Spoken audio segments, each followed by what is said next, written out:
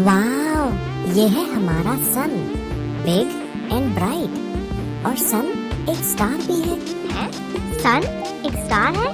सन तो सन है, जिसे हिंदी में हम सूरज बोलते हैं, तो फिर ये स्टार कैसे? हाँ, यही तो मजे की बात है। स्टार यानी तारा एक ऐसी स्पेस बॉडी होती है जो खुद अपनी एनर्जी बनाती है और लाइट भी एमिट करती है, जैसे कि हमारा सन। और इसीलिए सन हमारे सोलर सिस्टम का एक अकेला स्टार है। वाव! तो आसमान में जो भी तारे हमें दिखाई देते हैं, वो सब अपनी एनर्जी खुद बनाते हैं? बिल्कुल सही।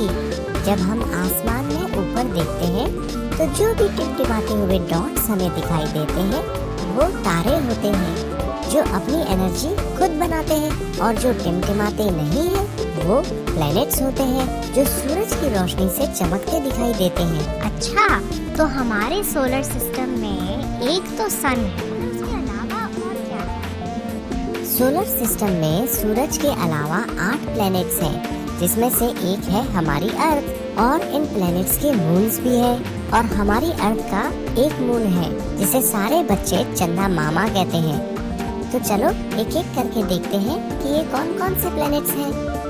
ये है मरक्यूरी, बुध, जो सन के सबसे पास ऑर्बिट करता है और सभी प्लैनेट्स में ये सबसे छोटा भी है। Second planet of the solar system, जिसका नाम Roman goddess of love and beauty के नाम पर रखा गया है, वीनस, जिसे हिंदी में कहते हैं शुक्र। और ये सबसे गर्म प्लेनेट है, मरक्यूरी से भी ज्यादा। और उसके बाद आता है अर्थ, जिस प्लेनेट पर हम रहते हैं और इसे हिंदी में कहते हैं पृथ्वी। अर्थ की 71% सरफेस सिर्फ पानी से बनी हुई है और माना जाता है कि सोलर सिस्टम का एक यही प्लेनेट है जिस पर लाइफ है। उसके बाद आता है फोर्थ प्लेनेट मार्स, जिसे रेड प्लेनेट भी कहा जाता है और हिंदी में मंगल के नाम से जाना जाता है। मंगल के बाद आता है एक एस्टेरॉइड बेल्ट, जिसमें बहुत सारे एस्टेरॉइड्स फ्लोट करते रहते हैं। और इस एस्टेरॉइड बेल्ट के बाद आता है जुपिटर।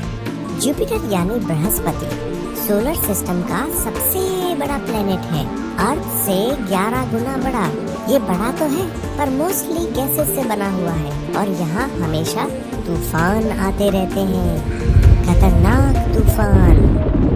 जुपिटर के बाद है सैटर्न यानी शनि। सैटर्न प्लेनेट के चारों ओर 3 रिंग्स हैं जो बर्फ, धूल और पत्थरों से बनी है। सैटर्न जुपिटर से थोड़ा छोटा है और ये भी गैसेस से बना हुआ है, पर इसकी कोर में रॉक्स और मेटल्स हैं। हाँ, 7th प्लेनेट है यूरेनस, जिसे हिंदी में कहते हैं अरुण। हमारे आसमान के बादल ज्यादातर सफेद होते हैं और जिन बादलों में धूल होती है वो भूरे, और कभी कभी ये बादल काले भी होते हैं। खैर, काले तो नहीं होते पर ग्रे होते हैं, सलेटी, जिन्हें हम काले बादल बोलते हैं। इसी तरह यूरेनस के बादल है नीले। पूरा यूरेनस नीले बादलों से घिरा हुआ है, जिसके कारण यूरेनस नीला दिखाई देता है। और एक और मजे की बात, यूरेनस भी रोमन नाम है और इसका नाम जुपिटर के दादाजी के नाम पर रखा गया है। तो यूरेनस जुपिटर के दादाजी है? हाँ, मान सकते हैं, पर दादाजी जुपिटर से साइज में बहुत छोटे हैं। फिर आता है 8th प्लेनेट और सबसे दूर वाला प्लेनेट नेपच्यून, जिसे हिंदी में बोलते हैं वरुण। नेपच्यून सन से सबसे ज्यादा दूर होने के कारण सबसे ठंडा प्लेनेट भी है। सबसे ठंडा। तो ये है हमारा सोलर सिस्टम, जिसमें है सन, 8 प्लैनेट्स, जिसमें से एक अर्थ है और इन सब प्लैनेट्स के मून्स और बहुत सारे एस्टेरॉइड्स। आज मुझे पता चला कि कुछ तारे टिमटिमाते क्यों नहीं हैं, क्योंकि जो टिमटिमाते नहीं हैं वो तो तारे हैं ही नहीं, वो तो प्लैनेट्स हैं।